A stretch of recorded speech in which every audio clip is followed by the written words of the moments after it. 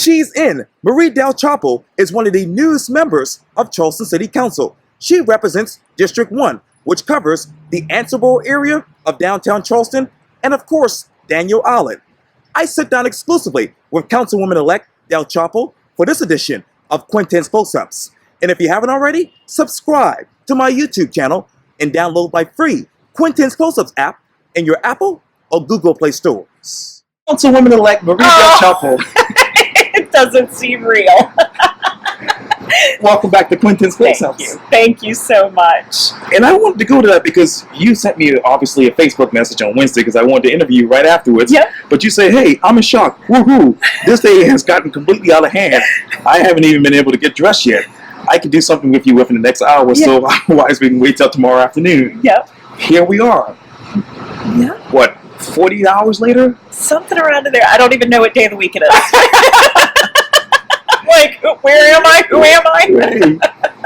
Who is Marie Delcioppo, Councilwoman-elect for Charleston City Council District 1?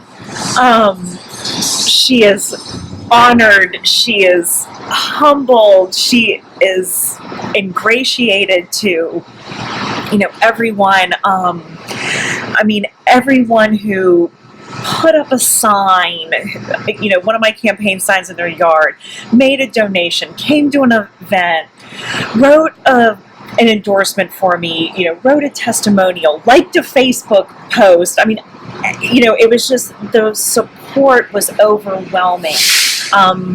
Standing at the polls on Tuesday, people coming up and, shaking my hand and so happy to finally meet me in person and wishing me luck. I mean, the whole thing has just been beyond anything I could ever imagine. It's been absolutely incredible. What an honor. That is so great to hear. And obviously, I was just looking at the election results from Live5News.com. It says this: Marie Delcioppo, 1,646 votes to the other opponent, 896. So it's 65 to 35. 65 to 35 tells you what, Councilwoman? The majority of the district is Daniel Island, and I think my years of service in Daniel Island and also working a lot with Cainhoy as well, those folks really turned up. And over the past couple months, I have gotten to know so many residents downtown as well, and I'm so excited to work with them more. I already have on my calendar when their neighborhood association meetings are, and so excited to work with them as well. And I think that's what that reflects is, those years of hard work. And yeah, amazing. And I want to go back to the Post Inquiry endorsement of you. It says this, as you just mentioned just a second ago: Marie Delcioppo will bring a wealth of experience. She has good ideas for flood abatement, transportation improvements, and for the resolution, that is, of development conflicts. As we sit here right now, Councilwoman Delcioppo, what development conflicts do you have in District 1? So, up in Cainhoy, we're going to see Cainhoy Plantation start to develop.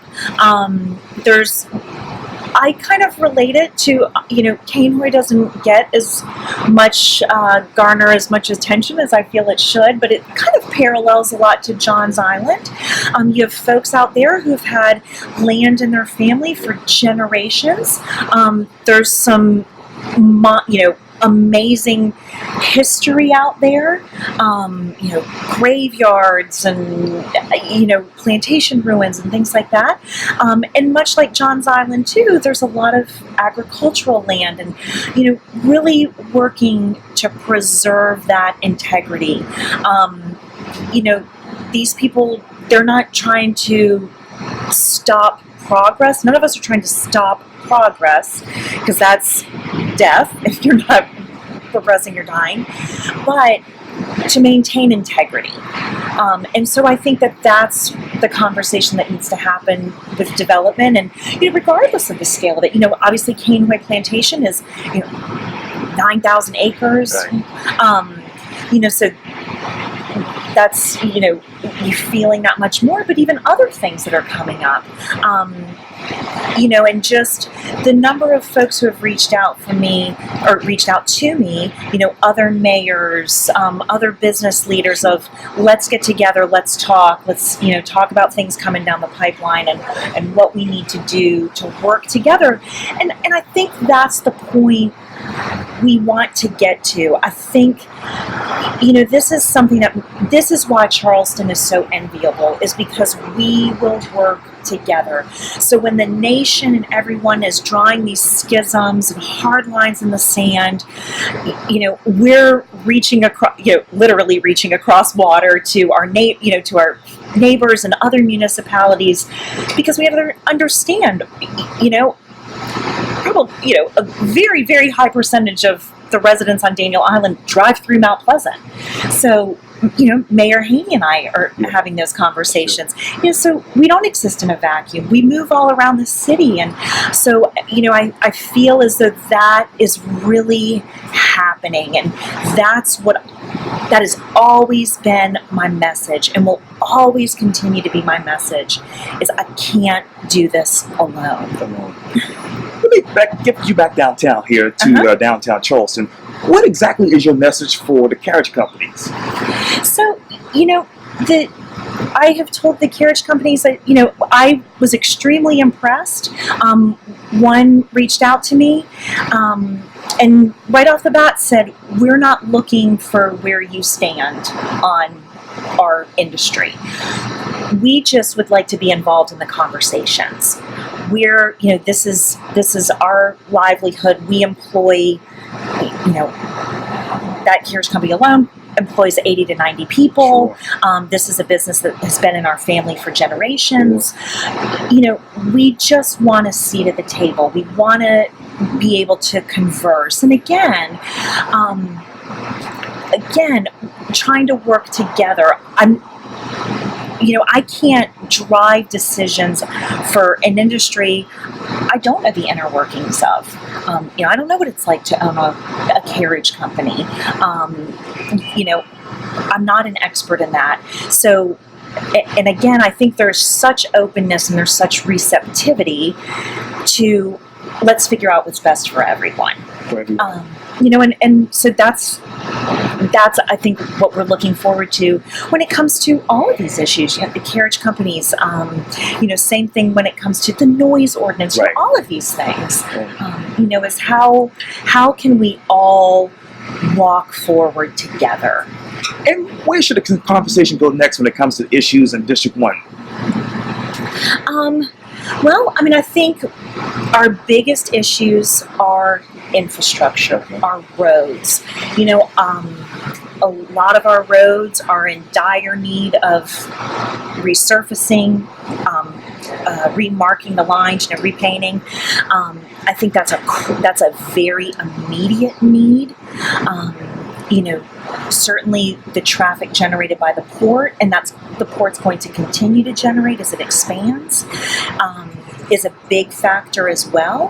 When again, if you live on Daniel Island or in Cainhoy, you cannot avoid 526. So again, I think that is going to be a very key conversation, especially as we do see more and more growth happening out that way.